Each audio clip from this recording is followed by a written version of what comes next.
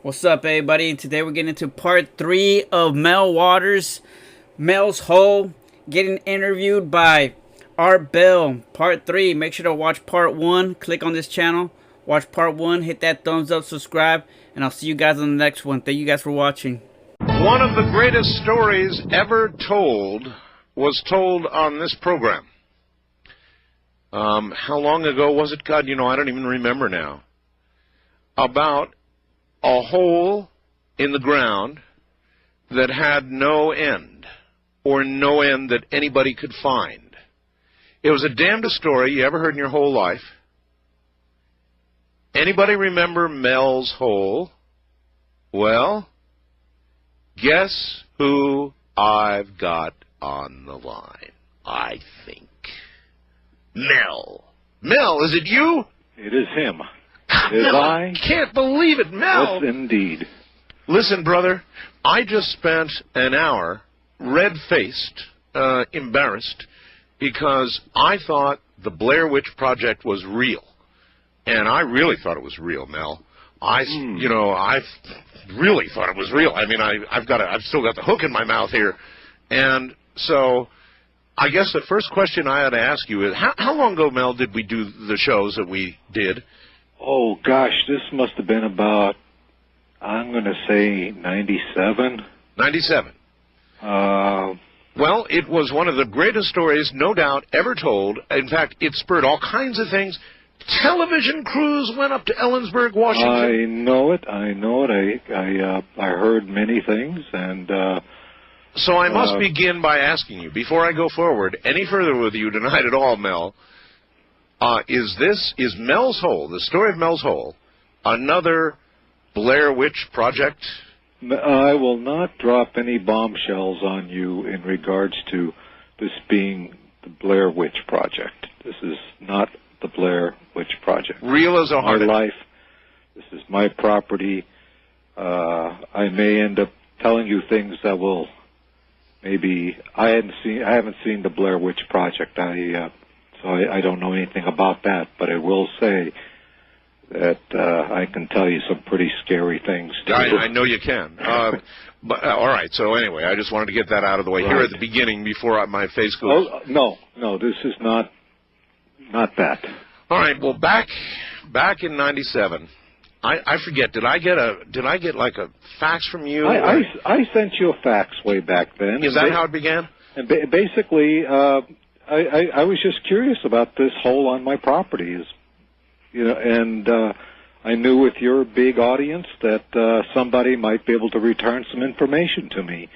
I tried to do a little research on the depth of various holes and so forth, and mines and all of those sort of things, and all right. And so I was basically picking your audience's brain is what I was doing at the time.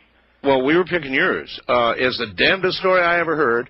Let's, radio, you have time. Let's tell, a lot of the audience, would not have been around then and would not have ever heard this story.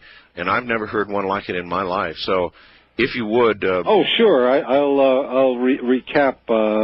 especially after all these years, it'll be good to see if your story now fits your story then. Okay, well, sure. Well, basically, this all started. I sent artifacts, and I had this property.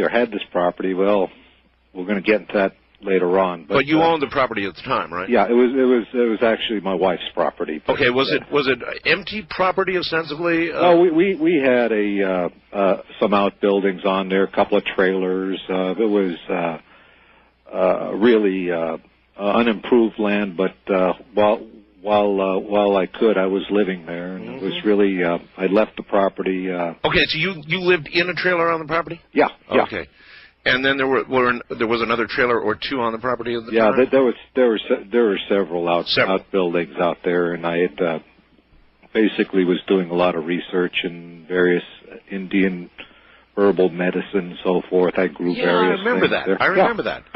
And that was my thing. Actually, I used to spend a lot of time going to Nevada, dealing with the various bands of Indians down there, because the verbs that they use are the ones that I've been researching, and we might talk a little bit about that too at some point. Sure. Because I think you might find that interesting as well. All right, now the location of this is near Ellensburg. It's on the Monastash Ridge, which is a little bit south of Ellensburg, but it's the prominent mountains surrounding the Ellensburg area there. Ellensburg is a little town basically in the center of Washington State. It's, right. Right off of I-90. Right. And it's a very nice little place. But, yeah, I hear you. How long had you been living there? Oh, we'd been there for several years. And, several years. I'd married this woman in Ellensburg, and you know, we lived there for a while, and then we kind of got broken up.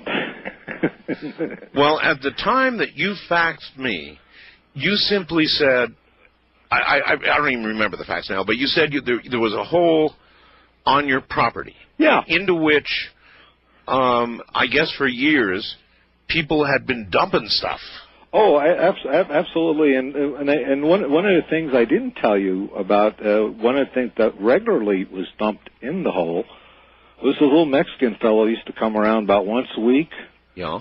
With like a big stake bed truck full of tires that he used to dump in there, and the guy used to pick them up at the various used tire places. And I guess, you know, it costs money to dispose of tires, right? Oh, well, I guess. Oh, yeah, it does, because they have these big yards where they have these tire fires by mistake. Well, I don't know. He'd pick them up from, you know, wherever had them, you know, if they were too bald to be used as retreads or whatever. This guy, little Mexican guy, would pick them up and bring them over, and he must have dumped like thousands and thousands of tires. Now, let's describe the hole. Was the hole just a hole in the ground, or was it a well? Well,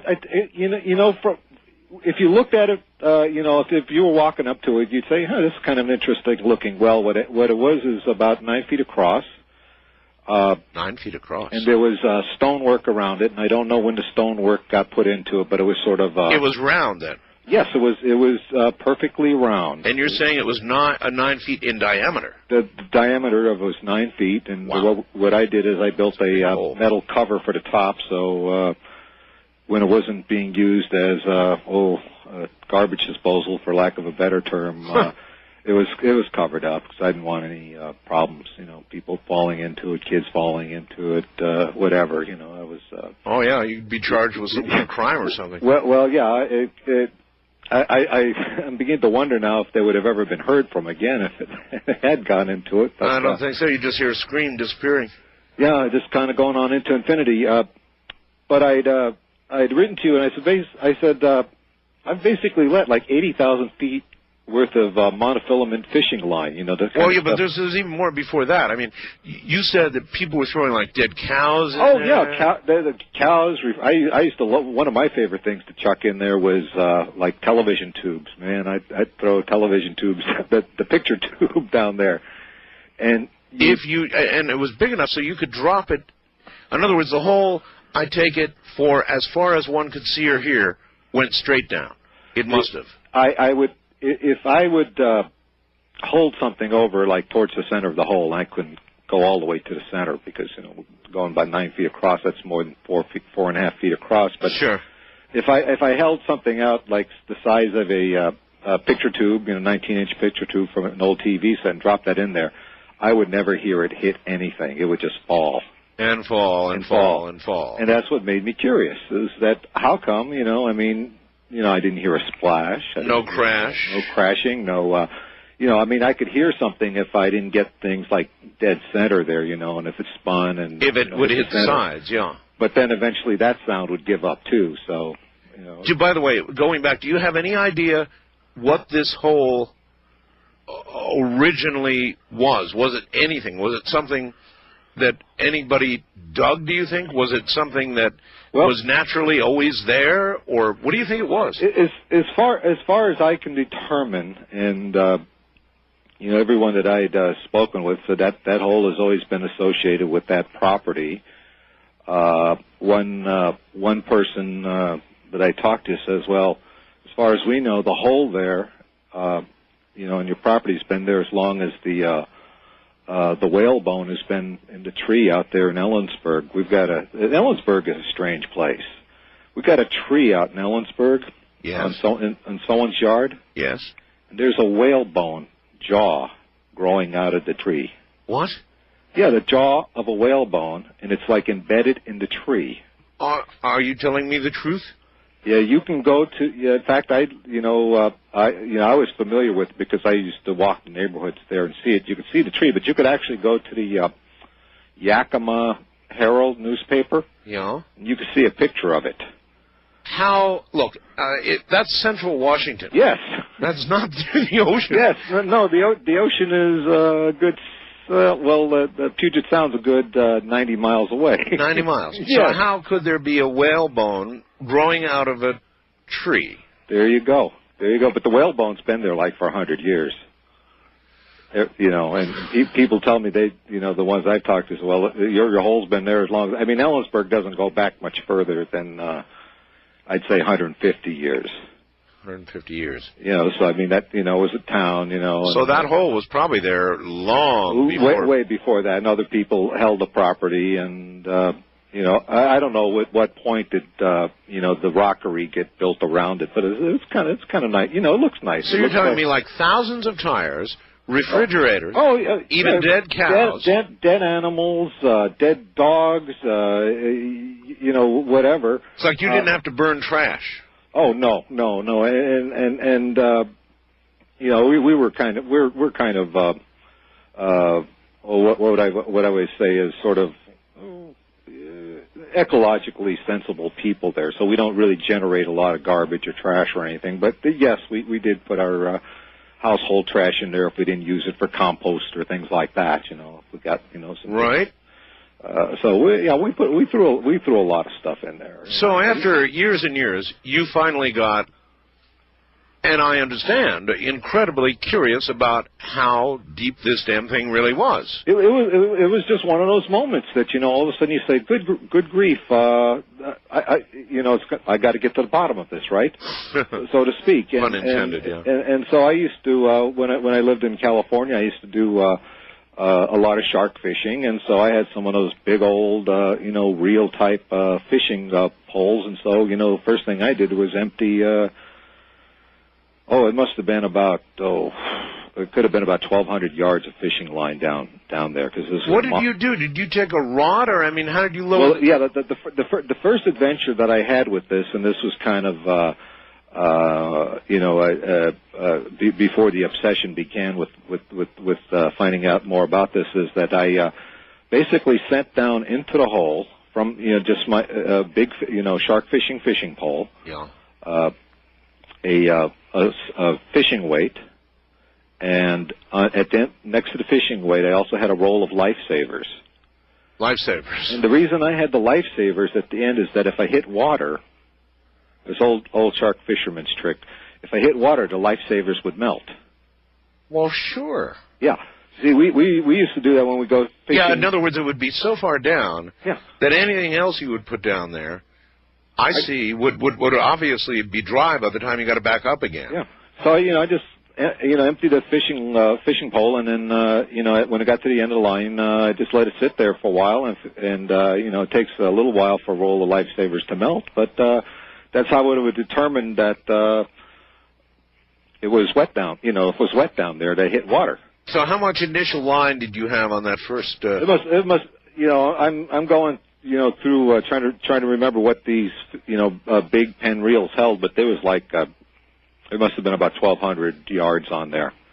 1,200 yards. 1,200 yards. So that would have been about 3,600 feet at least. That was the first expedition into the hole. So you let it all the way out? That's right. Could you feel at any point like the weight? Of course, I suppose at some point when you've got that much line reeled out, you've got weight, period. But could you still sense the weight at the end of that line as you were? Oh yeah. You at that distance, you can actually move the line. You could you can move it laterally, side to side. But it was kind of an effort. You can actually, if you could actually get a swing to it, but it was really hard. I mean, you think about that. You know, you're trying to swing something that's 3,600 feet. You know, it's difficult. You know. And as you let it down, you didn't feel any turns or twists or no twists, no obstruction. Basically, I let the line go down freely with the weight on. I had a 1 pound fishing weight at the end of this line, and basically it went down and down and down and down and down on. You know, it's at the same pace basically. And so yeah, that's. At that point there, when I got the line, you know, when I got all the line up there, I looked at my You must have been scratching your head saying, how many feet was that again? About 30, that was 3,600. 3,600 feet. Yeah. I guess there are holes that go down 3,600 feet. I'm not an expert on holes, but... That's a little bit more than half a mile, right? Yeah. Okay. And so I guess there are holes that maybe go that deep down. That's right. After the program we did with Mel, and the one we're doing now, I found out quickly that there was an abiding, gigantic fascination for this kind of thing. I mean, people, I guess, I don't know exactly what the fascination is. Frankly, I really don't know. All I know is I had thousands of emails and faxes from people wanting to know about this hole and telling me, in fact, about other holes. Mel's hole is not the only deep mystery hole in the world, Mel. There are others, and people have told me about them, but yours is quite spectacular, to be sure. But there's some fascination, and you must have felt it when you got down 3,600 feet. You must have been saying to yourself, what the hell?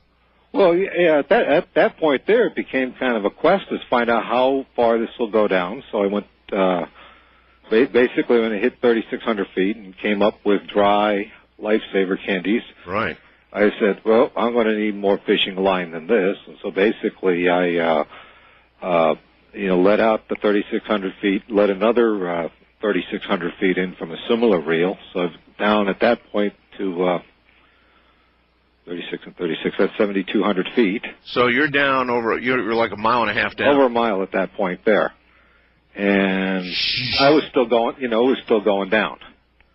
At that point there, the line is still going down. I'm going down. I'm going down. Now, a number of people said after that first show that after a while, the weight on the end of the line would be insignificant with reference to the weight of the line itself. Yes, and in fact, I quite in fact recall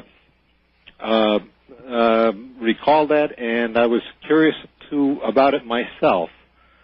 And the best I could do is, and I wasn't going to bring up all the line I had let down at the point that we talked about this. Yeah, you'd be cranking. Yeah, I would want to get like some sort of motor-driven winch at that point to deal with that. I didn't want to, or deal with that.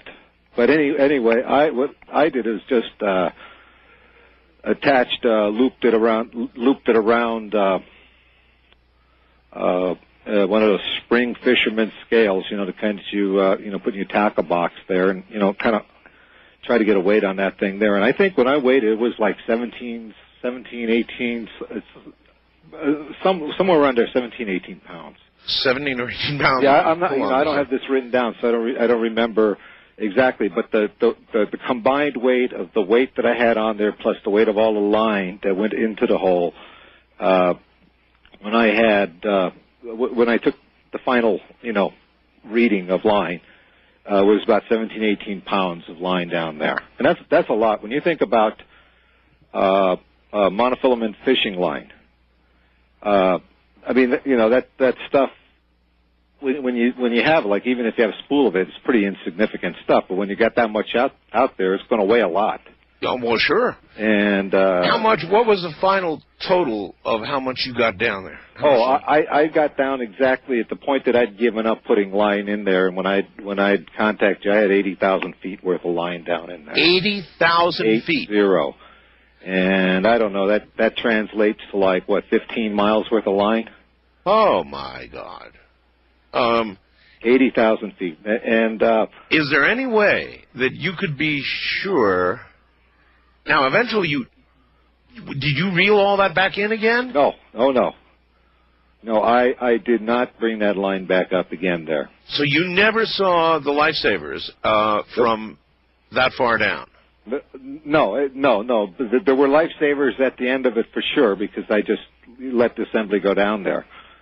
But it was only, it was just because it was already there. But I never brought it up. Not 80,000 feet worth, no. And how far down again? I'm sorry, one more time. 80,000. 80,000 feet. That's 80 with 3 other zeros. 80,000 feet. God, you must have been going out to buy fishing lines. Oh yeah, well I would buy it in like if you ever go, I don't know if you're a fisherman, Art, but no, I'm not. That's why I'm struggling a little here. If you go to a professional fishing store where fishermen buy their stuff, they sell the line in they have the line there in huge bolts. These things are like about a foot across, and they're big old things there, and they will fill each fisherman's reel from that. I've got you. So you bought the whole bolt. I would buy a bolt of line, is what I did. I said, I'm going to need this much here, and I figure I'll get a good deal on the line by the whole darn thing. That was my way of doing that. Were you telling anybody about this when you were doing this? I mean, when I was doing that, I think a couple of people knew that. I didn't, when I went to buy the fishing line, I didn't tell them that I was going to, use this to measure the hole on my property, and they don't really care what you're going to do with the fishing line. I mean, it's as far as I know. Yeah, they don't care. That's yeah, right. I mean, you buy fishing line there, they say, well, you must have a lot of reels to fill, so I think that was the thing there. So. No, I didn't have any problem with that. The only thing that really differed at that point in how I dealt with the line is that instead of when I exhausted the 2 fishing poles worth of line, I hooked the line up to what is known in fishing as an outrigger, which is kind of like a short little fishing pole that you would have. It's like about 1.5 feet long, and right. It went through that. And I could kind of swivel it over to the side if I needed to, but it didn't. I was going. It wasn't like going down to the middle of the hole. It was kind of about 1.5 feet away from the side, and let it go down from there. So I would let the line go through the outrigger. Is basically what I did. How could there be a hole? I mean, even if you had hit bottom. Yeah. At 80,000 feet, how could there be? Well, let's say it stopped running at 50,000 feet. I would have, if the line stopped running at 50,000 feet, and I got a reading there at 50,000 feet, and it stopped. Yeah. I said, boy, that's a deep hole, 50,000 feet. But 80,000 and no stop. Yeah, it hadn't stopped at that point. Well, I had anything ever come out of that hole now? The only thing that we kind of think came out of it is some guy who had a hunting dog that passed away. The dog died. He put the dog in the hole, threw the dog in the hole, and it was the belief of several people that the dog came back from the dead. Out of the hole? Well, they didn't see it from the hole. They saw the dog out, around town and in the area and stuff. And so then you're telling me the guy threw his dead dog in the hole. Dead dog and in the then hole. the same dog was seen later around. That's right. In fact, there was one other. Well, I always wondered, Mel. You once told me when you died. Yes. You wanted to be thrown in the hole. That was in my will, and that's how I wanted my remains to be dealt with. Or reverently dropped, I guess. I was willing to take that journey. I thought it would be a great journey. I believe when I wrote to you, I said that the hole was kind of my dogs wouldn't go anywhere near it and things like that. It kind of had a weird feeling. Yeah, well, maybe they knew that another dog got tossed out. Well, that could be, but there was a weird just an eerie sense about it. And I thought about that because after I talked to you, I said, well, what was and actually I would get kind of a strange feeling to it. I'm going to kind of describe the feeling to you. All right, please. The sensation that you got there.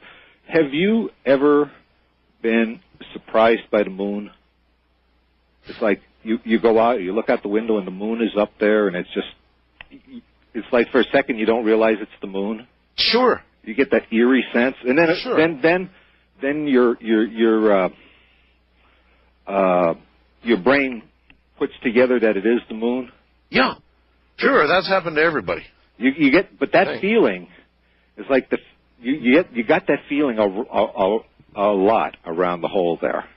Oh, You felt that feeling. It was that kind of feeling that you would have. You get that sense that you were constantly surprised by the moon during the day or during the night. It didn't matter if the moon was in, the moon was out. It didn't matter. That was the sensation, and I finally was able to nail it down. It occurred to me, and I said, that's the same feeling I used to get, when I was at my property. It was that strange feeling. Well, you said there was one other thing, too, that happened with that hole that was unusual, besides the story about the dog. There's a lot of unusual things about it. If there's a specific unusual thing that you know about it.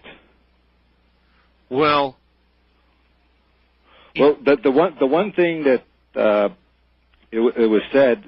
Are we talking about the thing where people would see like the dark black shaft of light coming out of it?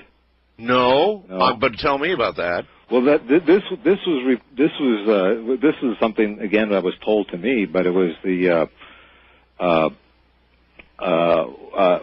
people said that from time to time what they would see when they would look over towards the property, or if they were on my property and looking at that way, they would see like a shaft of the blackest black that they'd ever seen coming out of the hole and extending up into the sky. Oh. It was like just the... That is weird. Yeah. That is a totally... Let me ask you this, Mel. It's a pretty wide hole, 9 feet. Could you take a real high-powered light? Yes, I did shine lights down there, and really didn't get very far with the lights that I had. I would presume you would see the sides of the hole I for could a while. see down to the side, and I could see where the rock work went down several feet, ran out, and then it was the masonry work around there, where it was like dirt or rocky below that, but I could see that. I could definitely see that far. But then I guess the light would just flat disappear. Yeah, you just run out of light, and I'm not sure if I had one of those huge, 250,000 candle light power. I don't know how far it would have gone down. Well, I've got a 6 million candle power light. Yeah, I mean, even that would just poop out. I mean, those kind of things are cool to like shoot into the sky. I rather found them useful for pointing at photographers hanging around. Oh, those are. I've had similar uses of. Yeah, they take their video cameras and they split, man. Yeah, they hate that little much light. Especially if they have the night vision on. It's, So then, you were so much of a believer in, I don't know, dare I say, the power of the whole? Yeah. That you wanted to be, Yeah, I wanted to be. When I died, my body was supposed to be put into the hole. And I take it your real reason, if I were to ask you for that, is because of the dog story. Absolutely, and it was just such a strange thing. I have talked to people about what the hole actually is. I mean, not the people that know what it is. But and there are speculated. There are people who know what it is. Oh, absolutely. But I cannot go to the people that had my property and say, look, why don't you just fess up there and tell me what it is? They're not going to tell me. So, all right. What happened was that you came on my program. Yes. Maybe your biggest mistake. Yes. yes. And told this whole story and innocently. Innocently, that's right, absolutely yes. Innocently. And then it was like the next day, or a couple of days, or how long was it? I talked the day I sent you the fax. I sent you the fax, and then I sent the fax, and I believe you read the fax that evening. And then I went out to the property just to think, oh, good grief, I'm going to have a bunch of people down there, Yep. And so I went out there, and then I came back home. I wasn't living at the property there because. Well, our dwelling unit there got caved in from the snowstorm there. You know, some of these little tin shacks here don't hold up to when you got 2 feet of snow on top. So we moved, you know, I'd rented an apartment in Ellensburg. And so, you know, I went back to the apartment that night, and that's when I talked to you. I don't remember. All right. And then it was a day or two or whatever. You went back to the property. Oh, yeah, yeah. After the show. Yeah, what happened is that it was like the following day. I went back to my property, and there were, I don't want to sound like I'm a lunatic here, but there was like armed people on my property. I couldn't get in. There was barricades there. There was already a whole bunch of yellow gear. Your earth moving equipment was at my property. Oh yes. And I was basically told that there was an airplane accident there. An airplane crashed on the property, and that I couldn't go in there. And you told them it was your property. Oh yeah, yes. And in fact, I think they knew it was my property. I mean, there was I let them know this is my property. So, well, we're going to have to, we have to deal with the situation. Well, I didn't see any smoke. I didn't see any evidence of a plane crash or anything, but they were not going to let me onto my property. Yeah. So I decided, well, I'm going to go back to town at that point there. I said, okay, this stuff is going on. And I believe I had talked to you again at that point there, and we described. You did. I remember you called me that night, and you said, "My God, there's armed people up there, and they won't let me in." That's exactly it. Okay. And so again, all this time here, what I have is a situation where my property was taken over, and why they were out there, how come they chose to go to my particular property that they knew it was there. Well, obviously, there's only one answer. Yeah. And it's that you were on this program talking about it. That's right. But, for someone to have that incredible level of mobilization, curiosity, wherewithal, and all these things here to deal with that. You know what I'm saying? It's like this is a big production. Well, they wanted this property. Maybe a hole of this kind justifies that kind of big production. I mean, maybe there's something... I can imagine there's something really unusual, special, that there has to have some properties that someone was highly interested in, that they thought was very valuable to have, and that they had to have. That makes sense, doesn't it? They, to you, meaning the government. That's right. Were these government employees? I had think? At the property, I had both civilian and military people that were there. Yeah, that would figure. But I got to tell you something. I mean, I was in the Army many years ago, and I know what a green uniform looks like, and and the fatigues and so forth. But I'm going to tell you something. When I'm thinking about it, I couldn't tell you which Army they were. Which Army? Yeah, all I knew is they were in military uniforms. Okay. Armed. I couldn't tell you if they were U.S. I couldn't tell you if they were German. I couldn't tell you what they were. Mel, did they have sidearms? Did they have? They all had weapons. Everyone there had weapons. As well as like semi-automatic weapons or automatic weapons. Exactly. From what I could tell, they also had fully automatic weapons. Fully automatic weapons. Yes. Well, that's really intimidating. I've been in countries where I've encountered people with fully automatic weapons who frowned at me, and I didn't like it. You went to Israel. You got used to seeing people everywhere you go. There's guns in Israel. That's right. Well, somebody just sent me a really interesting fax. Okay. Somebody named Scarlett. It says, "How far is Mel's Hole from the place where Dr. Reed had his encounter with the alien?" I wonder. And that never hit me until I just got this fax. They are similar areas, I think. Indeed. Also, not far from where my property was. Relatively speaking, is where they found Kennewick Man. Kennewick Man, yes, right. Mm-hmm. Along the so that's a very unusual area up there. I was talking with my nephew about how peculiar. Ellensburg is. I mean, it's a little town, about 12,000 people, half of them college students, actually more than half of them college students. You know, so you basically got about 6,000 locals there. Pretty small place. All right. Let me stop you. And when you and I last spoke, yes, your encounter with those strange folks up there, you had another encounter with them, and they made you an offer you couldn't refuse. Yeah. Well, first they intimidated the hell out of me because basically they said, look, you know, one of the civilian fellows there said, hey, we could find a drug lab out here and we could put you out of business in a hurry. You know what I'm talking about? That's right. I remember, yes. For all intents and purposes, it sure as heck could have looked like I had a drug lab out there. I had a lot of strange non-native plants growing there, none of them, I have to say, of narcotic nature. These are just your typical desert, high desert type plants. And they basically said, hey, we could shut you down and, you know, we don't have to worry about all of this. Ultimately, they did make me an offer that I could not refuse, and I will tell you the offer that they made me.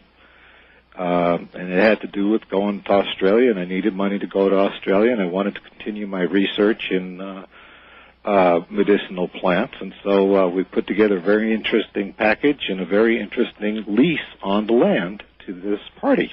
Well, as a matter of fact, you told, or no, did you tell me you were going to Australia? Yes, you did. Yes. Yeah, you told me that they had made you an offer for the land, essentially, which was going to be, if I recall correctly, leasing it in perpetuity. In perpetuity. In other words, forever, or for your life anyway. That's exactly.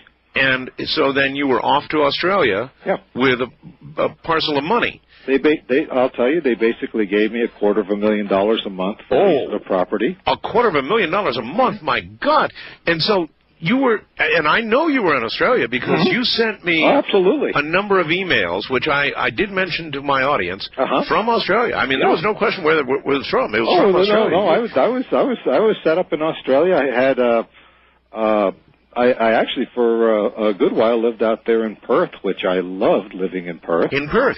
Oh, it's wonderful out there. I loved Australia. Oh, well, I thought, here's Mel, gone to Australia. I had no idea you were getting that much money. Obviously set for life. I'll tell you, it was great. I built some facilities out there in the off the outback, basically, where I can grow the various plants that I was allowed to bring with me and cultivate them over there. And we also did a fair amount of wombat rescue out there, which was very gratifying. And wombat rescue? Yeah. They're native marsupials out there, kind of good-sized critter out there, but a lot of them were becoming endangered. And I can tell you this right now: the wombats now, and I do believe to some degree with the work that I'd done out there, they're making a comeback out there. Well, that's wonderful that you've done all that. But Mel, what the hell happened? In other words, here you were in Australia with all this money, and now you're back here and you've fallen on hard times. Well, I'll tell you. I accepted their offer as I could. I was basically, I was to leave town. I left town. I was actually told to leave my car and wait at the rest stop, one of those, where you get off the road outside of Ellensburg, and I was taken to the airport and then taken to San Francisco and then taken to Australia. And so I'd left the country. I had my 2 dogs with me, and they wanted to be damn sure you were going to Australia. I took my dogs. I was set up there. I had already had there was an account already set up for me. The complex paperwork that was involved in moving as a resident to Australia was all taken care of for me. I mean, it was a piece of cake. They'd made the arrangements, and so there was some cooperation on the Australian government's part. Holy smokes! I know they can do this kind of thing, but I mean, it tells you how important this whole must be. They were basically willing to give me $3 million a year for the use of the property. And, basically non-disclosure on certain aspects. And, I can only disclose as much as I can disclose, and there's a lot of things I don't know. Well, listen, I can sympathize with that. Take the money and run. Hell yes. Yeah. Hey, to me it was fine. I got on the one hand, you got the guys with the automatic weapons, and on the other hand, you got the guys with the money and the ticket. Yeah. Yeah. So not a hard choice. No. I 99 of 100 people in the same situation would take it. I do. And I don't blame you for 1 second. And so you went to Australia. Oh, it was wonderful. I loved it. I did a lot of good work out there. Yeah, but what happened? What happened, Mel? I mean, a number of things happened there, and I'll tell you one of the things was I did continue my work with the herbs. Had some incredible successes out there with some of the things that I'd actually. I'm going to go out on a limb on this, but some of the things that I had imported from my property out there to Australia. Oh, they usually don't like that stuff. Pardon? They usually don't like that stuff. No, but we had found some of the plants that I had grown out there had some very remarkable properties, and you think that had anything to do with the area where they were originally? Absolutely, near the hole. Absolutely, because I've had other plants there that were not native to the whole property that did not have similar results. So I know that growing in proximity of the hole, and we did a lot of cultivation there. I grew a lot of that. One of the reasons for being where I was in Central Washington was the type of climate that was there was very conducive to growing the various things I did. And, right. I try to find similar conditions out there in Australia as well. Yeah, but when I say, Mel, what happened? I mean, how did you go from being relatively rich and well off in Australia? Now you're back here, not well off. I'm back here, and as you recall, I was to make an appearance on the show, I believe. Yeah, that's right. You sent me. Right. I told you I was going to be in town. We got in touch, and I actually talked to you here from the States. I promoted it. I said Mel's got hold of me. He's in the States. He's going to come on the show, and then of course you were a no-show. Well, I'm going to relate to you the chain of events that occurred. Please. From the day that I was supposed to appear on the show, right? As much as I can remember, and bring it up to date till now. All right. Okay, on the day that I was going to be on the show, I helped my nephew move from his apartment. Right. We got him a place down in the Olympia area. Right. And so, we moved him down there and all of that, and we got him down here, and then I was going to, basically, we had to return the truck back to the Tacoma area. So we got him all settled here. I got up to Tacoma, returned the truck, and I was going to take the bus down to Olympia. Just take the transit. There's a bus that runs from Tacoma to Olympia. So I got on the bus and riding down there. And I got on the bus, and there was an altercation on the bus. There was fighting. There was commotion going on. Anyway, we pulled into the... and some of you listeners might actually remember this, but if they were on the bus, or they might have heard of it. But we pulled into the 512 Park and Ride, and some apparent transit people got on the bus, and they wanted to ask questions about what happened on the bus. Yeah. And I got off the bus, and I said I'd talk to these guys here, but I have to get them back. I have to get back to Olympia here because they're going to do all of this here, and so they said that's no problem. We're going to, we've got the transit bus here. We'll just take you back to Olympia. Mm-hmm. And I says, okay, and that's the last thing I remember. The last thing you remember? About. What do you mean? Was it about 12 days later? I found myself in San Francisco. Somebody hit you. What did you give? I have no idea at that point. I found myself in San Francisco in a pretty rough part of town, in an alley. These bums were basically trying to wake me up. Holy mackerel! They were trying to get me to sing. I remember this. They were trying to get me to sing On the Road Again because I sort of looked like Willie Nelson. Huh. And Mel, are you sure? This is exactly what happened. And you lost how many days? 12 days. From an altercation on a bus. I was told that they wanted to talk to me about it, and they were willing to take me back to Olympia from there. So, you know, I got onto the little transit van. That's the last thing I remember. So 12 days gone when you, God knows what, were knocked out or kept in some kind of coma or... When I woke up there, you know, I had nothing on me. I had no identification. I had no wallet. I had no keys. I had the clothes I had when I, you know, moving. They were still as grubby and filthy as, you know, after you move, you get all grubby and filthy. Yeah. I was in my clothes. I oriented myself down there. I looked around. I noticed there was pain in my arm. I rolled up my sleeve. It looked like, I'm looking at my elbow now here. It looked like, what would you say, an IV was taped to my skin. Yeah. There was still the residue of tape on my arms. Yeah, I understand. So, obviously, somebody kept you out for 12 days for some reason. And you listened to the first part of your show,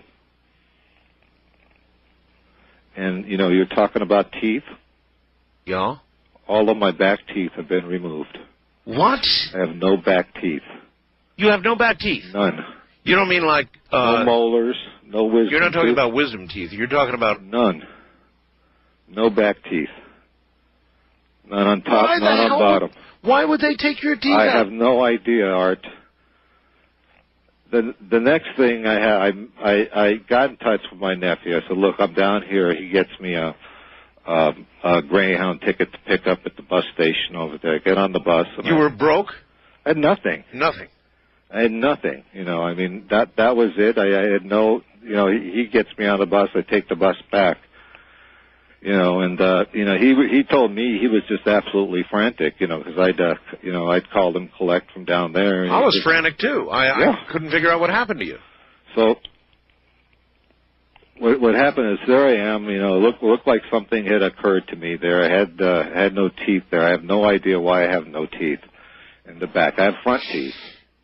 Were there scars where your teeth had been, in other words, if there had been recent surgery or... Oh, yeah. I mean, in fact, at the time there, I was still bleeding from the back of the mouth.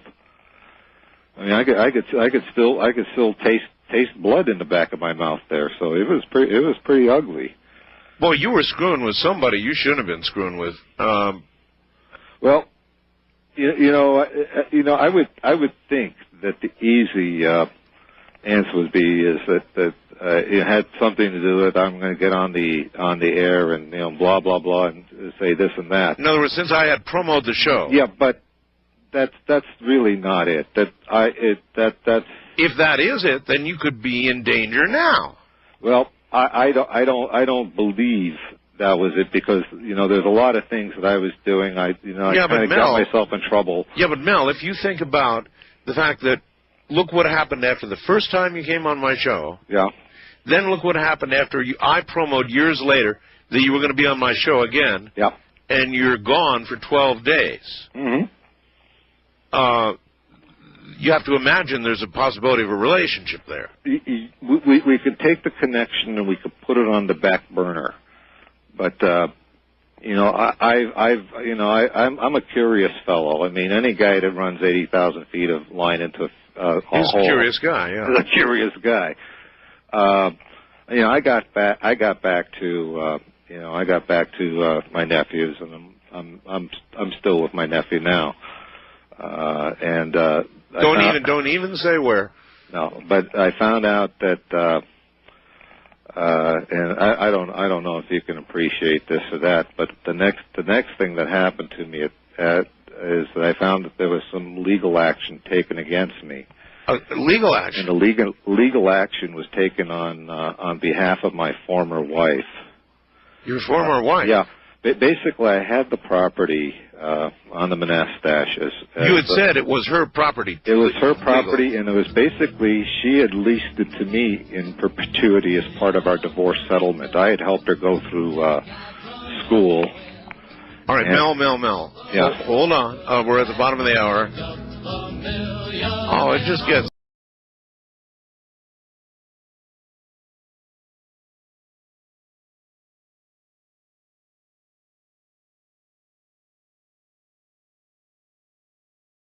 America, America, America, America, America, America. I was without my belt buckle, and that really, you know. They took your belt buckle? Yeah, I had Now made that's really low. Well, I I mean, had made a take a person's teeth, but you take their belt buckle. Well, that's... it was just, you know, I had everything else, and there was another belt buckle on there, but I'd made a belt buckle out of a silver fork, eating fork. Yeah. And bent it. I used to bend metal and do all kinds of things with it, and fashioned a nice belt buckle out of that, and that was gone. And I used to tumble stones and stuff too, and I just had a nice looking rock that I had on there too that I picked up and put on there, and it was like, you know, I had my pants, I had my shoes, I had my socks, and why take my belt buckle? But that's even that might be getting ahead of myself here. But anyway, I get back and find out that there was some legal action taken against me here, and it was initiated by my former wife. I see. Basically, I had the property through part of the divorce settlement there, and I helped her with her school, and it was pretty worthless land. And she said, "Well, I'll give you that as part of the settlement there." And I mean, I wasn't. So then, what was the legal action? She wanted the whole back? Well, what happened was that the papers I was served with said that I was in violation of the terms of the lease with her. With her? Exactly. As part of the divorce settlement, and a number of things that occurred at my property. One, that there were underground fuel tanks put in. Number two, there was a septic system put in. And this is what the people who came up there put in. Number three, there was some paving of roads, and these were all things that were not supposed to occur on the property. Gotcha.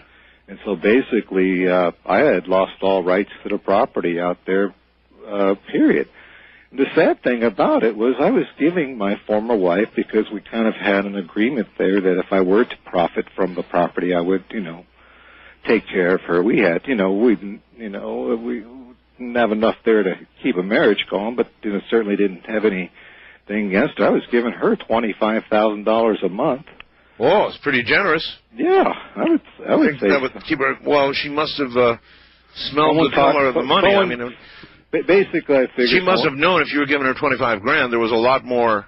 Well, someone in that hole. But I mean, there's no way that she would have had access to the property, as far as I can tell, and someone had to get to her. Well, yeah, but if she's got control of the property now, then she's probably made a deal. She's dealing with them, yes. With them. Mm-hmm. And you're out in the cold, and you get left with the bums in San Francisco and no back teeth. I'm down there in a really ugly part of town. I got to tell you, there I don't have any back teeth. I don't even have my belt buckle. And right now I'm at the point there where I'm actually, I don't know, you could probably tell I'm a smoker, but I'm actually having to sell plasma in order to buy cigarettes. That's how bad I am right now. Oh my God! Talk about a riches to rags story. I mean, we're talking, all the way around there. Well, and still you're pursuing this, Mel. Because there's things I have to know. I don't want to name these people. You've got some names here. Yeah. And I don't want to name them on the air because I just want to be careful here. But you want to find, for example, the Mexican fellow who used to throw the tire guy. Why do you want him? What do a Catholic priest you're looking for? That's right. There's a priest. There's a Hungarian fellow that I need to get in touch with. People who have something to do with the whole. My question is, after all of this, Mel, what do you think you can do? Well, maybe I should run this back to my time in Australia. Okay. All right. And I did bring some of the various plants that we'd grown in on the property by the hole there, and it was just various plants. If anyone wants to, they could probably do a little research and find out exactly which plants they are, because the plants themselves have been written about for the last 100 years, and they had remarkable properties. Like then. what? Pardon? Like what? Well, I'm not going to say the names of the plants there. No. Properties, remarkable. They were used, for instance, during by a certain army doctor for dealing with the great influenza that we had at the turn of the century, the one that killed all those people. Yes, millions. Yes, and the people that received this, it was an Indian concoction, were just fine, and no problems whatsoever. But, I mean, you have been, pardon the pun, kicked in the teeth over this now. Yes. And so why do you want to keep pursuing it? I mean, if you keep going after this... It doesn't matter at this point in a lot of ways. I'm 68 years old. Yes, sir. Or I will be 68 in June. I had a simple life before this. I had an extraordinary run for the last several years. And I still need to get some answers for things. I need to get hold of the guy that I gave the gun to. I believe he contacted your show. Where did you get that gun? That I dug up on the property. I planted various things out there, and from time to time, when I'm clearing a piece of land to plant on, I'll dig up rocks and I'll dig up metal and all kinds of things there. And I found this gun and a holster and those little odds and ends along with it there. And I just basically took this and threw it in my drawer in my little workshop there, my office that I had on the property there. And then when I had to move, I gave it to this fellow, and because I need to move into an apartment, I gave it to him as a deposit on the apartment. So it must have been a decent gun. It was, from what I could tell, and I'm not a big gun man, but it was a German P-38. It looked like one of those, like the Nazis used to use back in World War II. Yeah, you might have really had something on your hands there, and you gave it to the guy. Yeah, well, again, I'm not a gun person. I figure I might be worth something. I don't know. It didn't make any Why difference. do you think getting hold of him now would be meaningful? Well, for one, is we can't get hold of him, and two, for some of the things that I remember about the gun now, and that I also found out, and also what he had indicated to you about the gun as well. And what I had found out, and I talked with his son is basically says that this fellow is, he left the family, he left his wife, he left, everyone there. He can't be found at all. And so I'd like him to contact me. So he's disappeared too. And he had the gun that I gave him there, and it was found on the property. And suppose you found the Mexican guy who threw down all the tires, thousands of tires. What would you do with him? Well, part of this is also connected with the gun, so I'm going to tell you a little bit more about this here and what I found out about it, and I might be able to verify it with some of my own experience. Fire away. I had talked with this guy's son, and this guy said that his father kind of became obsessed with this gun here, and I believe what he'd indicated to you is that he would shoot this gun and it wouldn't make a sound. Yeah, I remember that. That's a long time ago now. Yes. Well, I knew exactly who it was. I'm here to tell you the guy is, speaking the gospel there when he contacted you. But this thing was like dead silent, and it was really weird.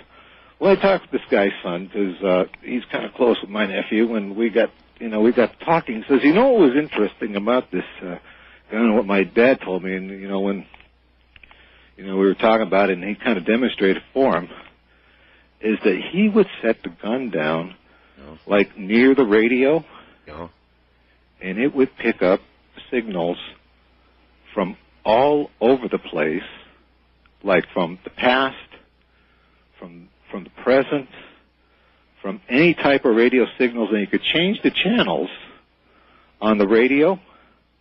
This is really weird, Mel. Look, this everything that comes out of the area of that hole is weird.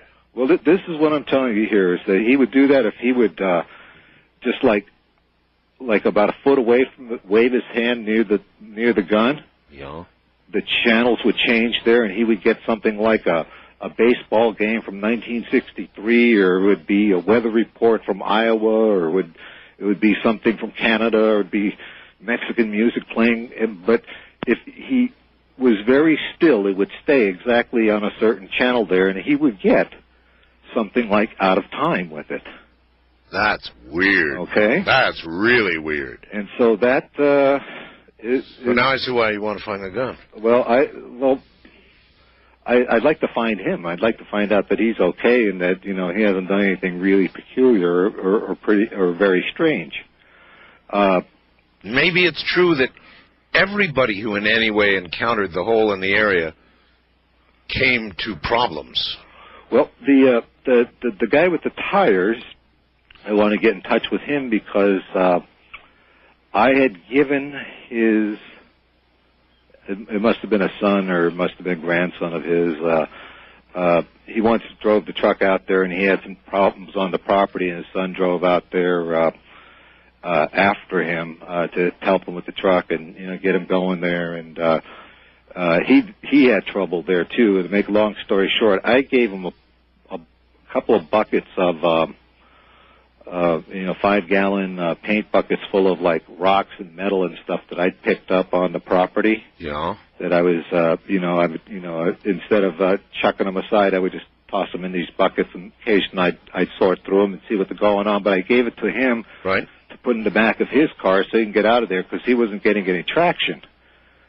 So, you know, normally, you know, out there when you're in that part of the country, you always carry a couple of bags of sand or something in the back of your vehicle for traction. Sure. So he has a couple of buckets of rocks and possibly dirt and stuff that I want to get on my hand. So you think then that anything that came from that area has unusual properties? I'm beginning to believe that. I'm beginning to believe that. And if we reel this story up to Australia, is that I was approached when I was in Australia because I was dealing with some people in the various ministries there, the government things, the ministries of health and different things there, and they were kind of interested in what I was doing. And I was approached at one point to take some of the things that I had brought from the U.S., and we gave them to some people up there, 3 men, who had like advanced HIV. Yeah. I mean, these guys were in hospice. Yeah. Well, they're not in the hospice anymore. They're not on death's door anymore. These guys are doing just fine. Wow. This was stuff This that is we some had grown. story. And Mel, why did you? I don't understand why you left Australia. I mean, I just came back here to. Be with my family, and what family I have here. And obviously, a big mistake. Back in the U.S. here, and that was my primary reason for coming up here. But if you stayed, I know. But if you had stayed there, you might still be sipping pina coladas and stuff. Well, I do wish I was there. I got to tell you, on the beaches in Australia, the women there wear barely more than two Band-Aids and a postage stamp. I've heard that, Mel. I mean, it's gorgeous. More ways than one out there. So the money's gone. The postage stamp girls are gone. The teeth are gone. Yes. The belt buckle's gone. Belt buckle's gone. Gun's gone. I'm trying to get hold of a few people. The Hungarian man, he lived in the area, and actually I have a lot of interest in getting to him. The priest fellow, same thing. He's kind of connected to the Hungarian fellow. Mel, I'm going to make a suggestion to you. Yeah. Maybe you should do what a lot of people do, and you should write a book about this. Have you considered it? I don't know. I mean, that's... My nephew was writing something based on me. He just thought it was great. He says, I know this celebrity kind of guy here. People wrote songs about what happened to you. Oh, I know. My nephew just showed me the other day. He had a compact disc called The Ballad of Mel's Hole. That's right. I mean, it's incredible. People told me they had drinks named after all of this, and Mel's Hole drinks. Yeah, in the various bars in town in Ellensburg, and I mean, it was quite a remarkable phenomenon out there. Huh. It was really amazing. It's I couldn't, it really created quite a stir out in that part of the country. Well, have you tried, this is a key question, have you tried to go back to the hole, or the property where the hole is? No, I can't say as I blame you, really. Right now, I'm keeping some of my cards close to the vest because I'd like to put some of the screws on my former wife there to see that, hey, let her know, and I hope she's listening, that, hey, what happened to me can happen to you. Can happen to you, and it might be worth your while to keep me a little bit quiet about things. Say $25,000. Look, right now I'm happy for an acre or two of land and a trailer I can call my own. Where I can keep doing my work. Well, this is some odyssey. This is something you've been through, Mel. Mm-hmm. All over us. Well, I was going to say stinging hole. It's not a stinging hole. It's an unusual hole. Yeah, basically it's a hole, but I really did get the shaft in the end here. that is it's not funny. Sorry. It has been a remarkable thing. I don't know. Did you read the facts that I sent you, or? Yes. Okay. I mean, did you read it to the audience, or? Oh no, okay. Because there were names in it. I didn't want to, Is there anything in there you wouldn't want me to talk about on the air? Only the names. No specific names? No specific names. Specific incidents? Well, we've covered a lot of that. Okay. Can I say this? There is a very, very, very strong connection with the Heaven's Gate incident and my property. Well, okay, I will say this. You wanted to make contact with anyone who saw Marshall Applewhite up in that Ellensburg area. Yes. Prior to the last appearance on Coast to Coast. By the way, Mel, for your original appearance here was, damn, I had it here. In February of '97. I think it was February 21st of 1997. I got a call from my board op during the break here, and he said February 1st, 1997. Absolutely. And so you think somehow there's some connection to the whole Heaven's Gate thing? I do believe, and that occurred, as you recall, about a month after my appearance. I recall, yeah, well, I recall, all right. The show, and I don't want to hurt anybody's feelings. Well, there's no way for people to get hold of you, is there? Nothing that you can give out. I will give out an email address if anybody wants to get in touch with me. Really? Yes. Okay, buddy, go for it. Okay, Mel Waters. Mel Waters. One word, run it together, @home.com. Mel Waters at Home? Home, H-O-M-E. At home. No, I don't have a domain name for. No, that's. So that's MELWATERS at home, HOME. .com. .com. Well, you're going to get a lot of email, Mel, because a lot. I really want to. I want to know if something. If that priest will contact me. I want anyone that knows. Any of the people from back then that had to do with you and the whole. That's right. The Hungarian man. I'm very, very, very anxious to get hold of, and I do believe he would get in touch with me. Well, Mel, I'm so sorry all this has happened to you. We're running out of time here, but you will never know how sorry I am that all this has happened to you. And I'm gonna move along here. It's you will prevail. And who knows? You may not have heard the last of all of this. Oh, listen. And if my wife is listening, ex-wife is listening, hey, you owe me. All right, that's Mel Waters at home, HOME.com. You'll probably hear from the media, too.